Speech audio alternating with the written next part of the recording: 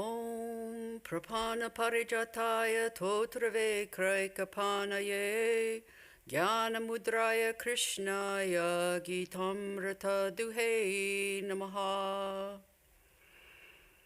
Salutations to Krishna, the Parijata, the bestower of all desires of those who take refuge in him, the holder of the cane in one hand, the holder of the Jnana Mudra, the symbol of knowledge, the milker of the Gita nectar.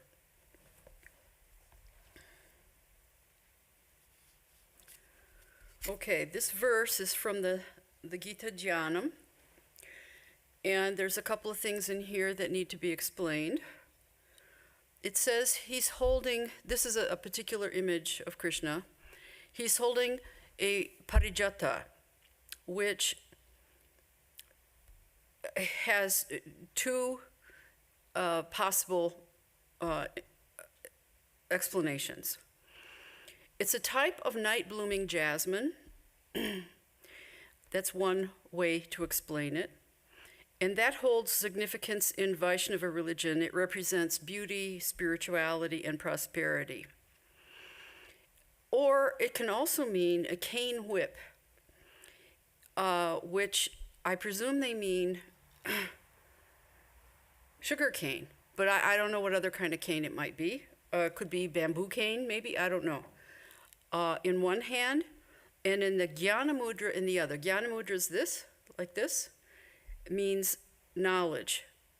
Now, the cane whip symbolizes action, and the Jnana Mudra symbolizes knowledge.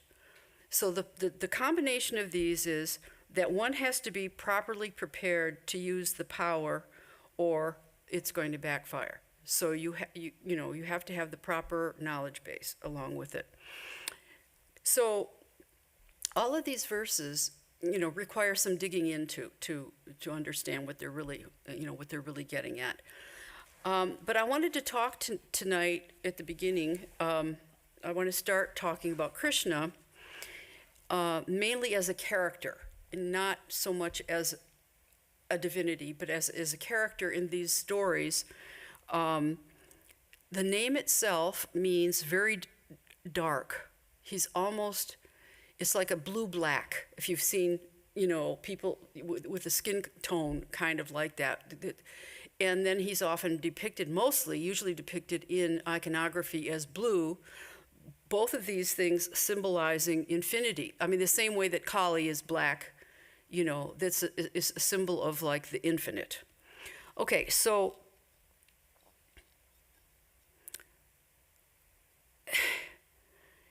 now, when Krishna was born, his uncle, who had usurped the throne of Mathura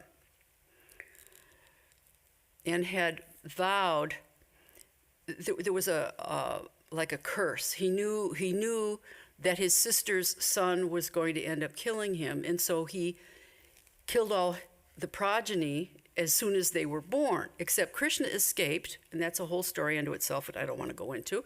And Krishna's being raised in a village, a cowherd village, at some distance from the capital city of Mathura. Now, Kamsa, this usurping king, kind of suspects he's there, and he sends out sort of emissaries to get rid of this child as soon as possible. Now, these stories come from or I should say, have the longest explanations in the Srimad Bhagavatam, which is a whole separate scripture, shall we say, which came about 1,000 years after the Mahabharata.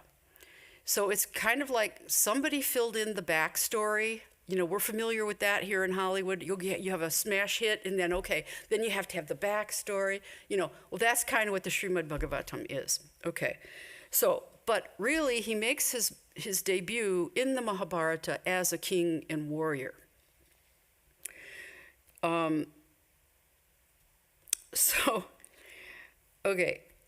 me step back a little bit. Some of the stories of when he's a child, even like an infant, how he gets rid of some of these demonic characters is really fantastic. This is like, comic book stuff. It's really interesting, the various ways that he, seemingly unwittingly, as a little kid, manages to outwit and foil the plans of these people that have come to kill him. And a lot of times there's no witnesses. I mean, like, there's no adults around to kind of know what's going on. He just kind of dispatches the witch or whatever all by himself. Okay, so now at 11-ish years old, he and his brother Balaram, who's another one that escaped the wrath of King Kamsa by other miraculous means and was raised separately from him by someone else. They finally eventually meet up and realize that they're brothers. They return to the capital of Mathura, and they slay their uncle, the evil Kamsa, and they reestablish his grandfather, who was formerly imprisoned by Kamsa, back onto the throne. So Krishna does not take the throne. Okay, at this point, he becomes a king much, much later when he establishes the kingdom of Dwaraka and all of that. But that's much later. That's even after the Mahabharata, I think. I'm not sure. Anyway. Okay, so Krishna is, again, back to the Mahabharata, is a warrior. And the Mahabharata itself is considered an itihasta, that is like a history, although it's not, strictly a history. There's a lot of moral, ethical teachings and all that kind of stuff in it, but it's considered in a different class than the Puranas, which were written much later, as I said, when the Srimad Bhagavatam, that would have been, like 1,000 years later, during the devotional phase. So the Bhagavatam is a devotional text, very clearly, but it's also an very interesting story, or I should say, series of stories. Okay, so now, as we know, we're trying to study the Gita, and Arjuna, at the very beginning, we talked about this, has huge second thoughts, and he doesn't want to fight, and he gives various arguments for not wanting to fight. Krishna, who is his charioteer, really in the beginning uses some very ordinary, any of us could have thought of these arguments to try and convince Arjuna to fight, okay? They're just ordinary, sort of materialistic types of arguments. So I'm just going to go through these, fairly quickly. Krishna hits quite a few of these things. First of all, he tries to shame him. You're such a big warrior, and, blah, blah, blah, and this is not becoming of a big warrior, and, la, la, la. Okay, secondly,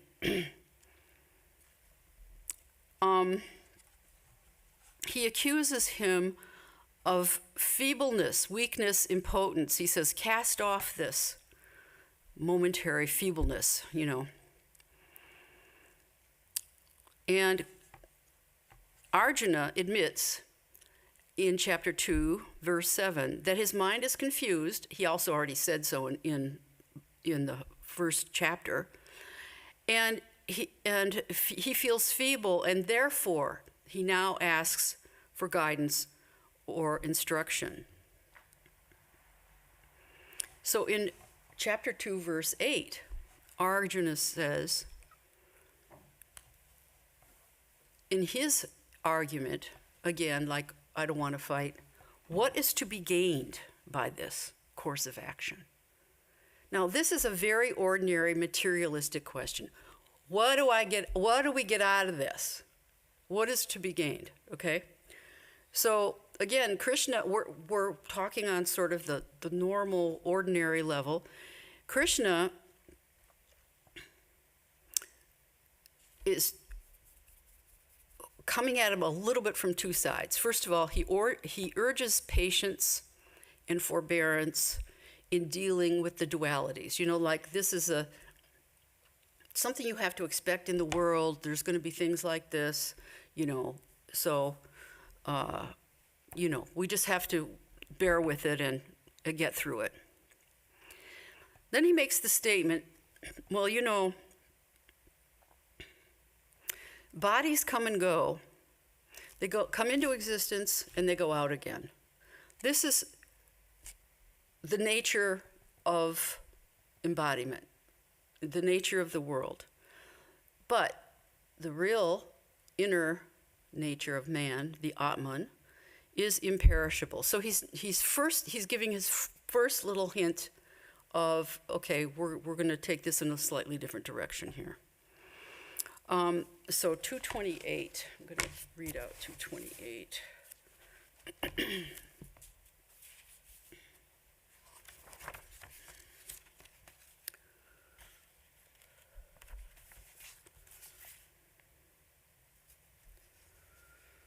Beings are all unmanifested in their origin, manifested in their mid-state, and unmanifested again in their end. What is the point, then, for anguish? One person beholds the self as wonderful, another mentions of it as marvelous, another again hears of it as strange, though hearing, yet another knows it not at all. So he's introducing the idea of the Atman, and he's explaining right from the get-go, not everybody gets this. No, not everybody understands this thing, but I'm going to talk to you about this. Okay, so then he says to Arjuna, such a war is actually, for a warrior, an open gateway to heaven.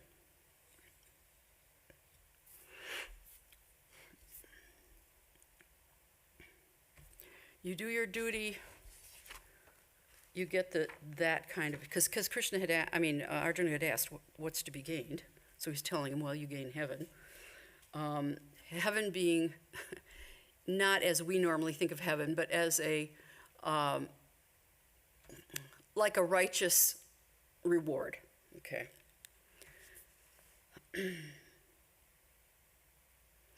Yeah, so in 32 he says, happy are the kshatriyas, that is the warriors, who obtain such a warfare that comes unsought as an open gateway to heaven.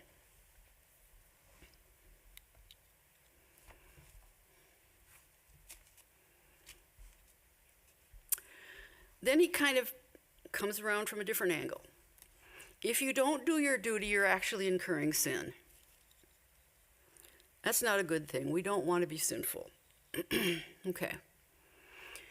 Now, he doesn't say this, but in the commentary from the Bhavananda edition of the Gita, he says, and this is absolutely true, the omission of doing the right thing is more potent for evil than the commission of doing the bad thing.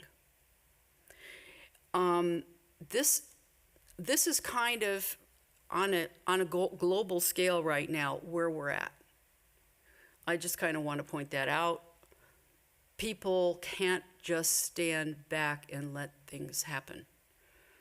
There has to be some pushback. Okay, so then Krishna says to him, okay, people are going to recount your infamy, your dishonor. And warriors will think that you're fearful. Now, we all know that it's not out of fear that Arjuna is doing this. It's out of some kind of a compunction that he just doesn't want to be responsible for erasing the family, basically. Because this is a civil war, an internal familial civil war kind of a thing. So then he urges him, he says, well, no matter what happens, if you fight and you win, then you inherit the earth. If you fight and you lose, you go to heaven. So you win either way. So these are Krishna's sort of ordinary arguments.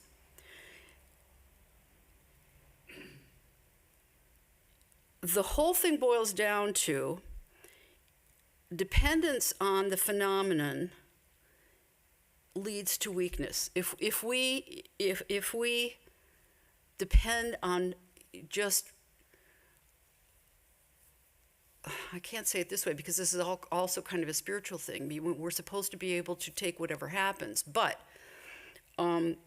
dependence means we have an expectation, okay? And so we're expecting certain things to be a certain way. And so we get involved in that expectation. And when that doesn't happen, then we fall apart. So that's the weakness, okay? It engenders a weakness. We're not standing on our own inner strength.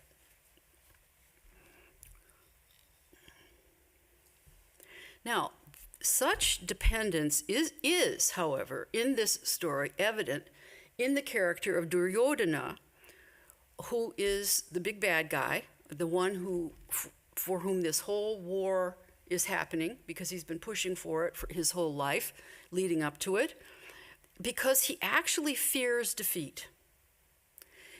In the first chapter, this is a, what do you call it? An author's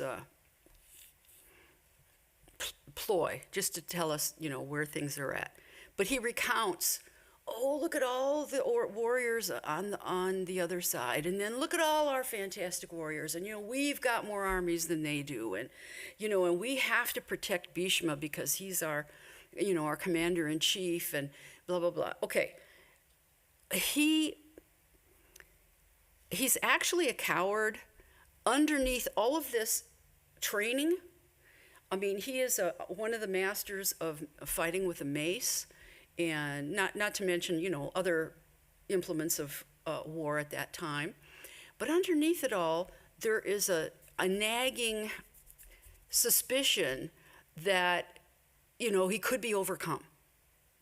And he definitely fears that. Okay, he does not want that to happen. So if something does go wrong, what does he do? Come on, what do people do when something else goes wrong? They blame somebody else. So that's what he does all the time, okay? So this is how he doesn't take responsibility for his own actions. It goes wrong because of something somebody else did. This is so typical. Okay, so now, so this is our situation. I only want to cover today these things that Krishna brought up that any of us, could have thought of. Okay, we'll talk about other things another time, because fundamentally, I would like to talk about the whole idea of fear. And there's ordinary fears, which we're all familiar with. Okay, all right. Let's see. There's different gradations of fear. Let's talk about that first. There's insecurity, there's fright, there's terror, alarm, apprehension, foreboding, trepidation, nervousness, dismay, phobia, dread. You can name all different kinds of fears, okay? Those come from situations, okay? Now we're going to talk about this. What are some ordinary fears that people have? They're just name a few. Yes, that's the big one, but we're going to go there in a minute. But just ordinary stuff that people encounter in everyday life. Rejection, what? Failure. Loss of respect or anything else, yes. Spiders. Yes, critters, yeah, different critters, yes. Loss, it has a lot to do with loss, all kinds of losses, and it can be, okay, in the look at different lokas. We talked about lokas before in the academic world. Okay, what if my advisor, generally there's 3 advisors on a PhD committee, kind of thing, to award a PhD. What if my advisors don't like what I'm doing? Then there's internal politics in the department, in every business you can think of. And then if you're working in a hospital, what if I do something wrong and the patient has a bad reaction? And, go on and on. Just endless number of ordinary fears. But as Katyayani brought up the essential one here, what I really want to talk about are not ordinary fears at all. I want to talk about the underlying main big one, which is the existential fear and the associated existential anxiety that arises when someone confronts the limitations of their own existence. It can include fears of death, the meaninglessness of life, the insignificance of the self, and it's brought on by generally large losses, like the loss of a loved one, a near-death experience, a huge career shift, shall we say, a poor health diagnosis, a divorce, or something like that. It's big, kind of big stuff like that. Now, the arguments that I talked about previously with Krishna, talking to Arjuna, are attempts to deal with the problem on the level of the problem. That never solves the problem. In order to solve a problem that has this kind of depth to it, you have to go to a different level. You have to take on, you can't just deal with it on a mental level. You have to go to a spiritual level, because otherwise you're just beating your head against, a brick wall. So, to deal with this experiential or existential, I should say, fear, we have to go beyond the ordinary coping methods. Now, ordinary coping methods are things like challenging your negative thoughts, maintaining healthy habits, building support systems. These are all, again, on the level of the problem itself. Seeking professional help, this is all very nice. But generally, that's not going to dissolve the problem. It might help you handle some of the situations in relation to it, but it's not going to make the problem go away, because the problem is at a much deeper level. Existential fear is it's ubiquitous, it's universal, and a lot of people, the majority of people, never really confront it. They never really work through it. But that is one of the main, what shall we say, tasks of a spiritual aspirant, is to deal with the big one underlying our whole existence here, because it's brief. And we don't want it to be brief. But on the other hand, have you ever stopped to think, what would it be like if you lived forever? Total boredom. After a while, you will have done everything. And then what? So we have to get at this thing. Now, I want to make a little bit of a differentiation here. Fear and anxiety are not exactly the same, although they're often connected. Fear is a signal that we're about to face some imminent and knowable threat. It alerts our body and our nervous system to danger and to remove ourselves from that danger as much as possible. Now, anxiety, or unease, by contrast, is a response to a potential future threat or an inner conflict. It's a feeling of dread that something unwanted may be coming. But when and how remain unknowable and beyond one's control. So there's this unease, there's this constant unease. Anxiety arises as the expression of an internal conflict, generally between our felt experience and our self-concept. So if we have a self-concept as a limited being, let's say a weak, limited being that's, subject to all kinds of disastrous things that could happen, everything from sickness to being fired from a job to, you name it, then our self-concept is constantly bombarded.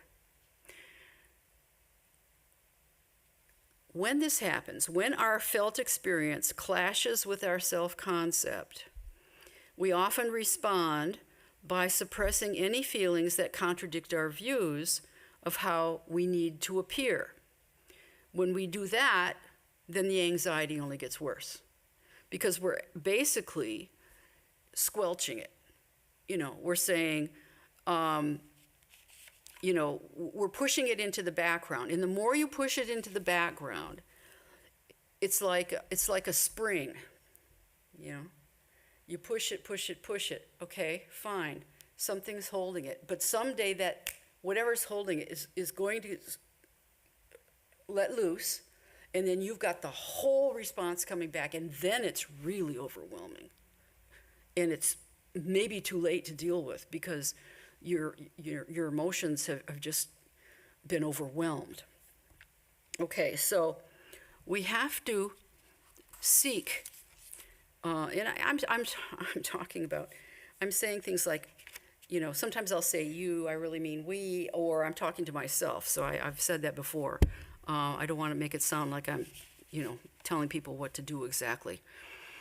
So the solution to these habituated emotions is to develop anxiety tolerance, to prevent the swings and to remain in the present, which is where everything unfolds, to learn how to observe and hold our felt experience, which involves the ability to greet and observe our most uncomfortable and inconvenient feelings with unconditional friendliness. Oh, okay, all right, here we go again.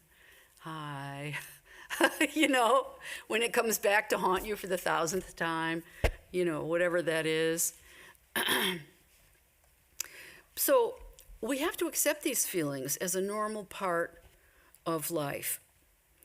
We need to stop suppressing our emotional experience and learn skillful uses of emotions. Now, all emotions are complicated. I mean, they have multiple tiers. They have psychological, physiological, behavioral parts to them. They come and go. Sometimes they come and go so quickly that we don't even realize they appear so quickly. And then, but what we can realize by just looking at it, even momentarily, is it's ephemeral. This coming and going means it's not real. Okay, I'm not saying it's not there, but I'm saying it's not real. Normal fear, normal stuff, is always forward-looking. It's based on a past memory, and then it revives this old event and causes us to relive it and projects it into the future as if it's going to happen again. This is ordinary fear. It's going to happen. It's going to happen again.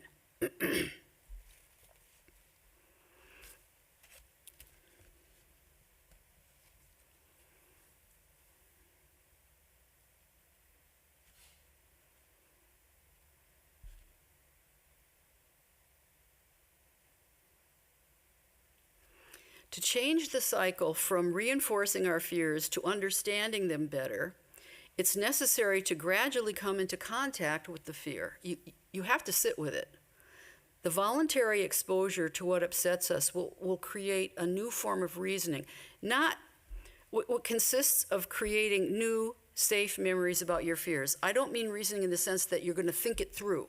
I mean reasoning in the sense that you're looking at it, you're recognizing it for what it is, and accepting the fact that even if it's momentary, it exists at this moment, okay? And in time, we then learned that those situations don't always need to alert us into the escape mode in order to survive. We don't have to escape. It's inside of us. Where are we going to escape to? Okay, where are we going to go? We're carrying it with us. So the thing of it is, we have to tame it, turn it to our advantage, dissolve it. I mean, there's a lot of different ways to talk about this. What we're not going to do is squelch it. You're not going to stuff it away where it's going to come back at you someday. We have to deal with it even a little bit. If you do this a little bit at a time, because it will come back. It'll come back. But you'll notice each time it's a little less strong than it was before. And it's a little easier to look at and to say, okay, all right, yeah, I don't like this. Okay, bye. But then over time, you see it's coming up less. And it's coming up less strongly. We can ultimately master these kinds of things. So slowly our automatic thoughts become different, our feelings and behavior become calmer. So again, we accept that these feelings are a normal part of life, and to tell the truth, if we are aware of the source of this existential fear, that's really, we've recognized it, we know what it is, afraid of temporality and that life as we know it is going to end, we're already so far ahead of so many other people, because so many other people are not facing it at all. Not facing it, okay? So that's a gift in itself, okay, that you're aware that, okay, now I have to deal with the fact that I'm here for a limited time, and what does that mean for my spiritual development? So we're going to work constructively with fear. I've already given some ideas about that. Only when emotions are truly attended to can they be endured and transformed into useful energies that express our needs and help guide us through life. So let's say they become so evident when you're trying to meditate. This is the thing, okay. They intrude upon, here we are, we're trying to, calm ourselves, our minds down and whatever, and they intrude upon your main task of either staying focused on the object of meditation or keeping the mind completely free of thought. There's two different kinds of meditation. Either you're focused or you're completely trying to empty the mind. Being thus repeatedly exposed to the memories that stir up the fears, gradually the mind comes to accept the fact that these fears inhabit a large portion of the mind.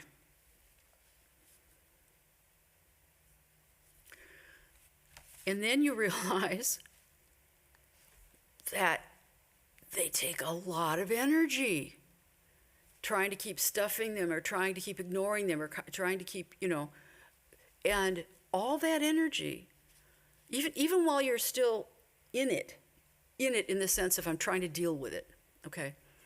If you reach the understanding that, all that energy could be freed up and I could use it then for actual spiritual growth, instead of fighting this battle wrongly Let's fight it properly, if you want to think of it as fighting. It's really more like transmuting it, changing it, okay?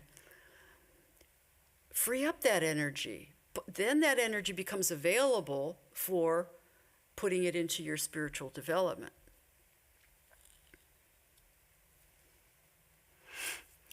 The very act of dealing with fear is itself progress towards attaining fearlessness. To do that, we need to develop stability and insight. Stability in itself is not enough. To overcome it, we need insight, which involves profound reflection on our lives. Now, our lives are both individual and collective. We have in us, what shall we say, the whole history of the human race, okay?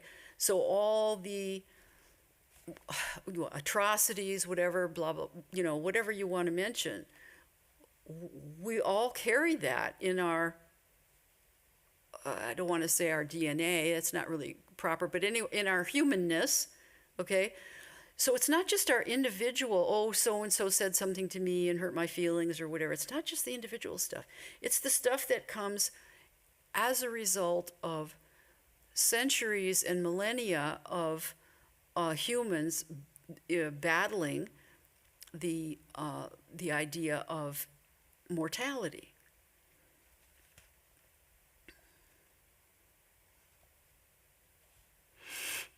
So we look deeply at our fear, and looking deeply shows us its nature and teaches us how to work with it. Eventually you will figure it out. We realize then that our fears are in no way personal, but that all living beings experience fear. So fear is universal.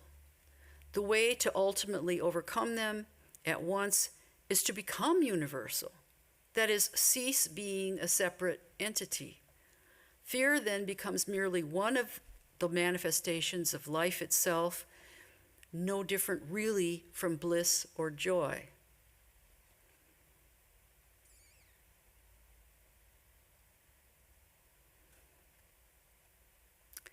Now, this is very interesting. In some of the Eastern religions, particularly Hinduism and Buddhism, fear is not inherent in what is known as basic mind in Buddhism or pure consciousness in Hinduism. What is inherent? Clear seeing, spaciousness, pure awareness. That's the ground of existence and fearlessness. One of the other things we'll find as we delve down is that fear is the food of ego. Ego thrives on fear. Okay, look at Duryodhana again. Oh my God, what an ego. Duryodhana in the Mahabharata. What an ego. He had a very generous streak. I mean, he had some good qualities. He was very generous. He, gave away. I mean, he was a king. He had wealth. He gave away stuff. He gave an entire kingdom to Karna. He had some very good qualities. But what's behind that? Ego. What a big guy I am. Oh, I can give away an entire kingdom. And just like that, no problem. Okay. I'm the best, warrior with the mace. On and on and on. And when he was humiliated by Draupadi, the wife of the Pandavas, she laughed at him one time, and it was just like, he got him. You're just like, and he was going to get back. He was going to get back at her and them. It's just like, we see this playing out so much. It's just unbelievable. Anyway, ego thrives on fear. So unless we figure out the problem of fear, we will never understand or embody any sense of egolessness or selflessness. However, the scriptures, the Hindu and Buddhist scriptures, both assure us that it is possible to be free of suffering and also to be alive at the same time. This is ultimate fearlessness. This is an educational process involving our whole person. And we're educating ourselves. Yeah, we can get little suggestions like this from somebody else, but we have to actually do the work ourselves. So the work being study, concentration, meditation, changes in lifestyle, whatever. So skillful fear is the reprogramming of it, watching it, getting to really close to it, getting to know it, how it works, and then, in a sense, dissolving it and uncovering the purer feelings like love underneath it. See, it's obscuring our vision. So we can use fear skillfully by redirecting its energy and attention toward more wholesome virtues like courage and kindness.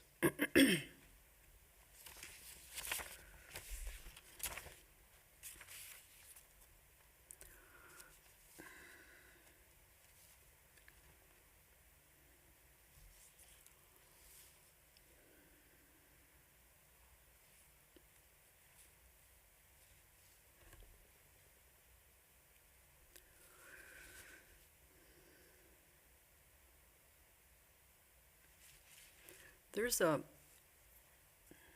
okay, I'm trying to find my, here it is.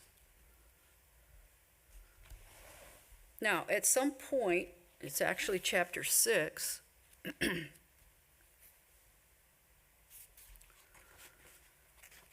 after Krishna has been sort of giving Arjuna various arguments,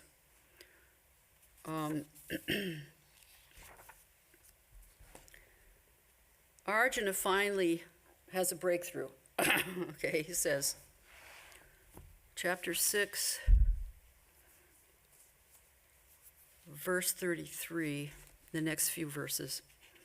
Arjuna said, "This yoga of equanimity taught by you, I do not see any stability for it because of restlessness. The mind is restless, turbulent, strong, and obstinate. I deem it as hard to control as the wind."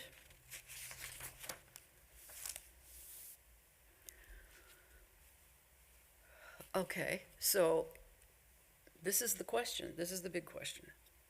So the Blessed Lord said, "Doubtless, the mind is restless and hard to control, but by practice and non-attachment, it can be controlled." So here's the prescription.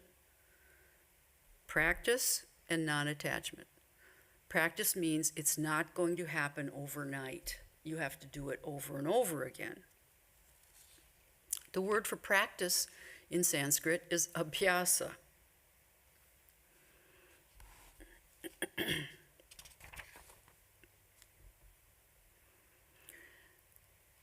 Yoga is hard to attain, I concede, by a man who cannot control himself. But it can be attained by him who has controlled himself and who strives by right means. Striving does not mean listening to talks. Striving does not mean just reading about it. Striving means doing it. By right means, doing it properly. You don't just squelch it. You don't deny it. You work with it.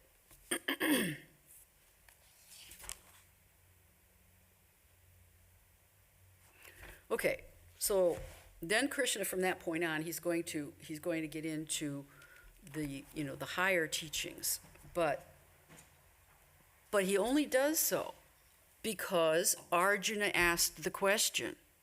Arjuna popped the real question. See, this is it. We have to be searching properly. See, he asked how. That's the question. How? Not why is it happening? Who cares why is it? You can know a million reasons why it's happening. Is that going to stop it from happening? No. You have to know how to stop it, or redirect it, or change it, or get it to work for you rather than against you.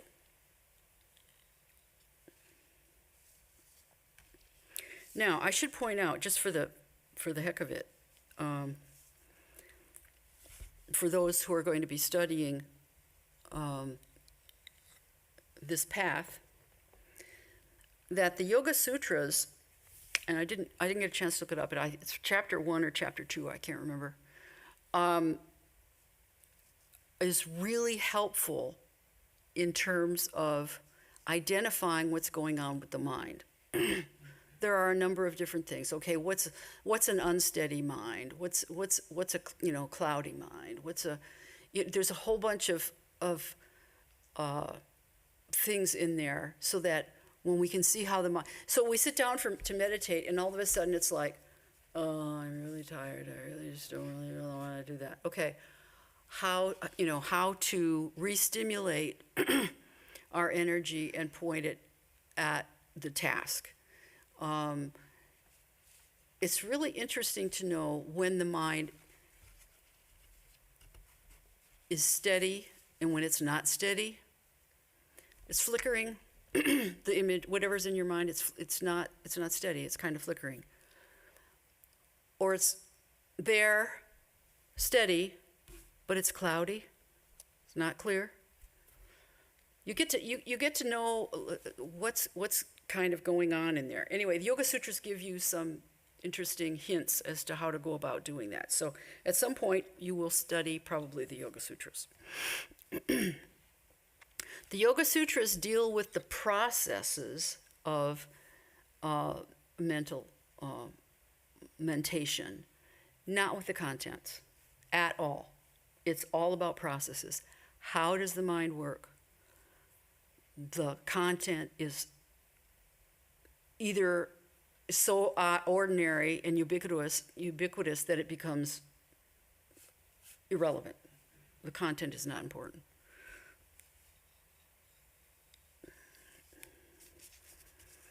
Now, in our tradition,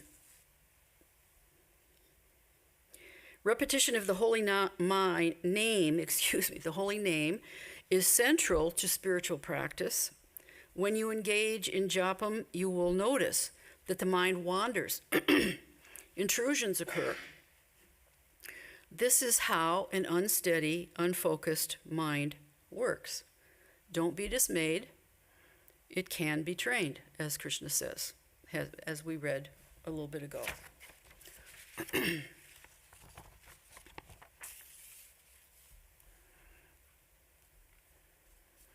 So as far as existential fear goes,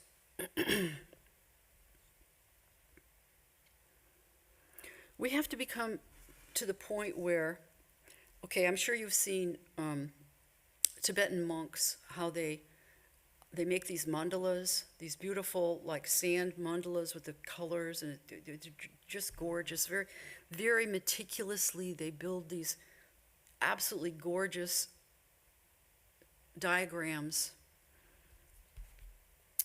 and then they do some kind of a puja, and then they take a little, broom or shovel or something like that and just whisk it away. So we have to come to the understanding that the whole manifestation is like this sand mandala. It is continuously being swept away. And we have to be okay with that. It's okay.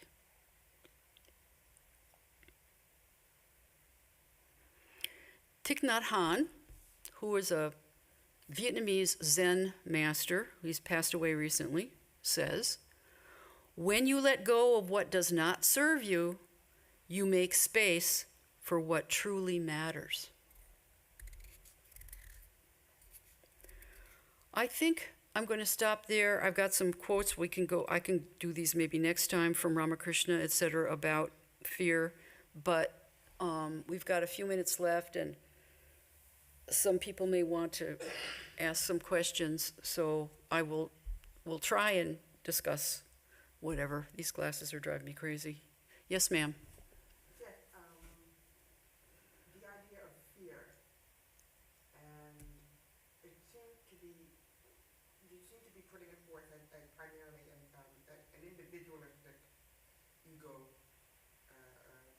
approach. That especially when you're trying to not push it away, but to properly assess it and deal with it in your own Mm-hmm. spiritual development. Does it have a more, is there, that seems to be more a focus on the inner universe. Is there an outer influence of how fear can affect you, or is it fear always based only from an internal egoistic approach? Because there can be an outer experience of Like, for instance, fear. meaning, give me an example. Well, the general fear of death, I guess, could be one. I mean, But that's, well, exactly, but we each have to deal with it individually. She's asking about, just for the other people online, she's asking about, is there a universal, or I don't know, external, she used the word external fear. can it be influenced by Maya, by the idea of Maya? Is Maya specifically an individual experience? Yes. Yes, because it can be overcome, and only if I overcome it, that doesn't mean it's overcome for you. So in other words, Maya really is not an outer experience in any way, shape, or form. It isn't Correct. outer-ness. Maya is a perceptual thing. It's a perceptual thing. We change our perception, Maya changes. Yeah. We change our view of impermanence, and the fear of death changes. And it becomes, as some people have pointed out, some of the spiritual masters have pointed out, it becomes utter bliss. Wait a minute. Michael was first. Oh, did you want to? Thinking, and maybe you picked up my thought. You want a question? The fear of death is just it's attachment. Correct. It is attachment. Correct. And I was going to talk about attachment another time, but yes, absolutely. Katyayani? Is the fear of death like the root of all other fears? Is it the underlying fear that if someone gets over the fear of death, then they don't have any more? Yeah. She asked, is the fear of death the underlying fear of all other fears, right? Yes. You deal with the big one, and the other ones are a piece of cake. Yeah, exactly. Yeah. Yeah. Because all of the other fears obviously lead towards that level of impermanence that death Right, creates. right. Because like Michael said, it's attachment. So you become attached to something, you lose that something, or you're attached and you're afraid of losing that something, and then you suddenly lose it, and then you grab onto something else even harder because you don't want to lose again, and whatever, and it just becomes like a spiral. But the whole thing is the attachment to life itself, to existence on this material plane.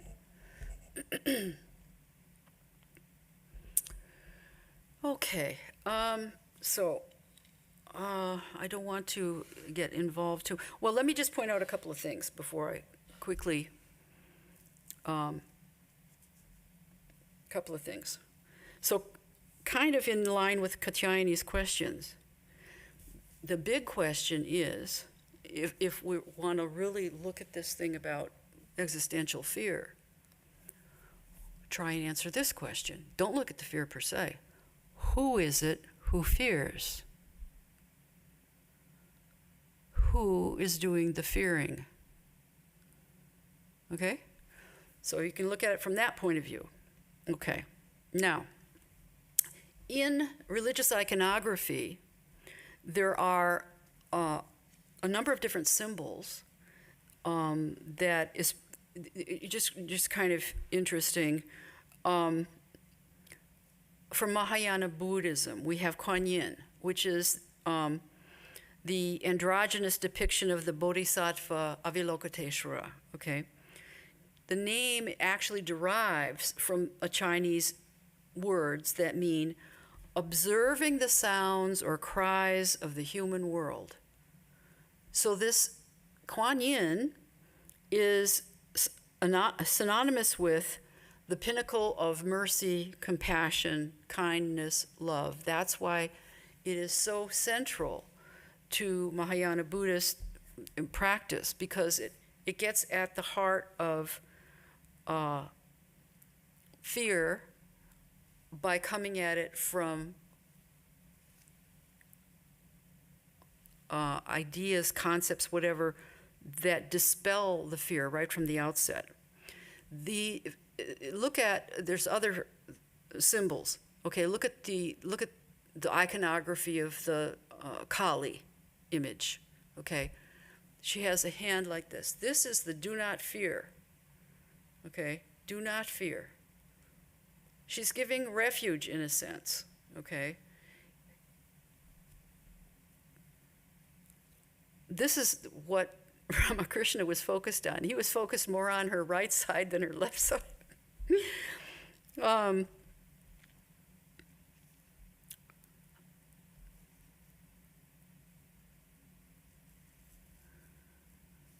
So protection from fear.